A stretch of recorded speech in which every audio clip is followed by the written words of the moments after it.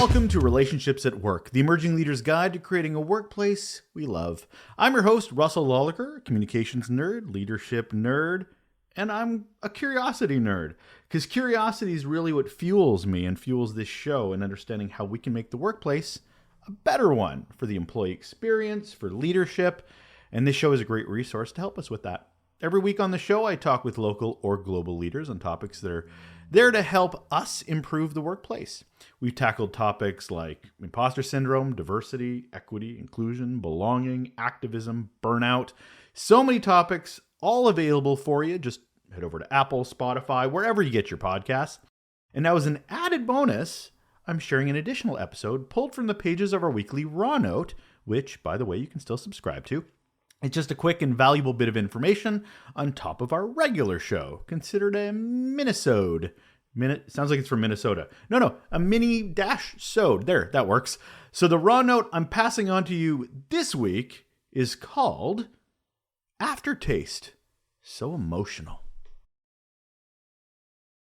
I love when phrases hit so perfectly.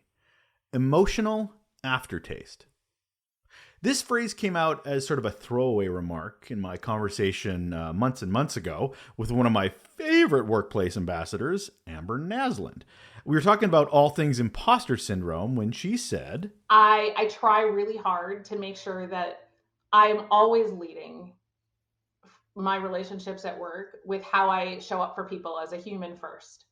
Our job is secondary, and jobs change, jobs come, jobs go. You're expendable, no matter how much you want to believe it, at the end of the day. And so the only thing that I can really impact is the emotional aftertaste I leave with people. Did I leave them feeling like I actually genuinely care about their well-being? And if you want your relationships at work to thrive, start there, because it always, always, always pays off. And bam, emotional aftertaste just stuck out, stuck like a thumb, stuck like a thorn, stuck like a thing you can't avoid. And it's been marinating with me for a long time. It is such a great and simple term for that lasting effect interactions have on people at work. How words, actions, interactions, inactions, they leave a residue, an echo, an aftertaste that lingers sometimes long after the event has happened. And for a long time, I think I've mentioned on the show, now 70 plus episodes in, that when I start every show with what was your best or worst employee experience as a question that I pose to my guest. Now, if my guest is up for sharing a more negative story, it's always from really back early in their career when they were in their teens or early 20s. So these impacts can last and stay for decades for people.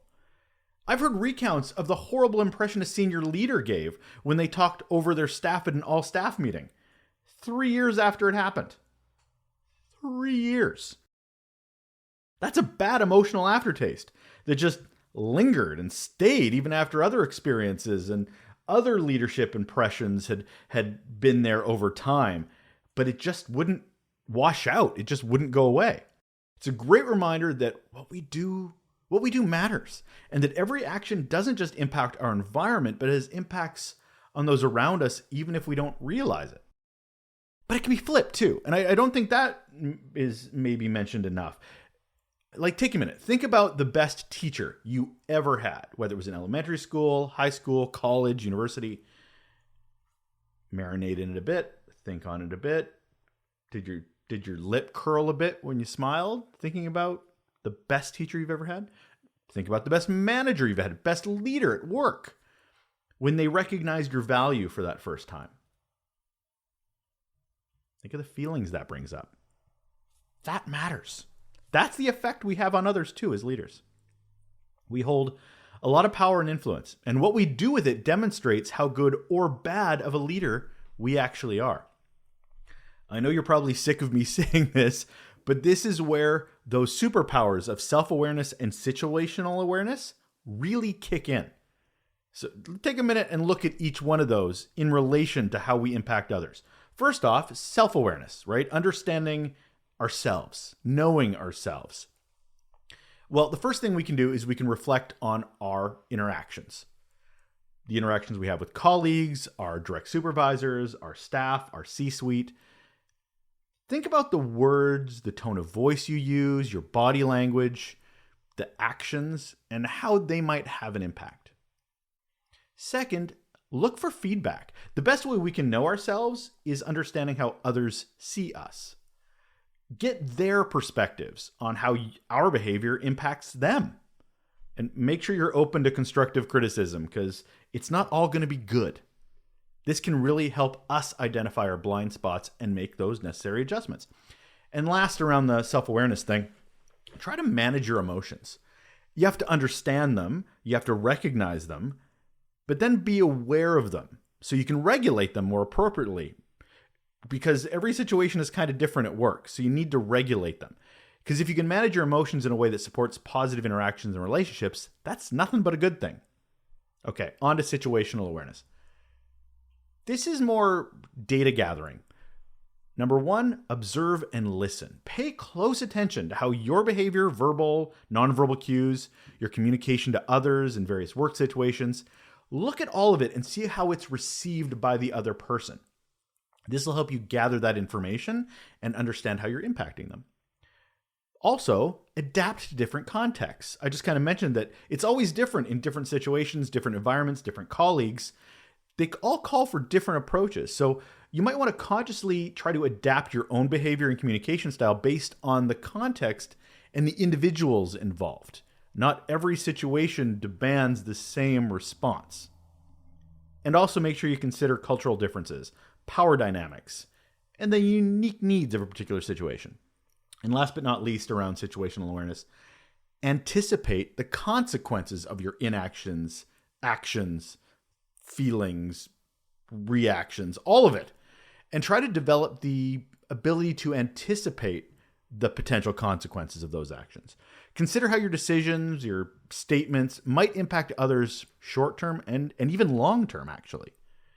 It'll help you make more informed choices and minimize our negative impacts on those colleagues.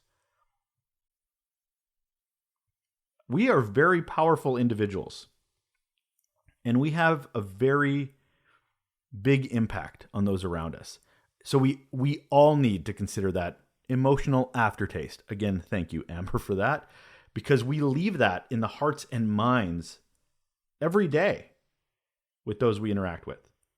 And that right there is also our contribution to the culture that we're trying to create, perpetuate, foster, and grow, for good or for bad.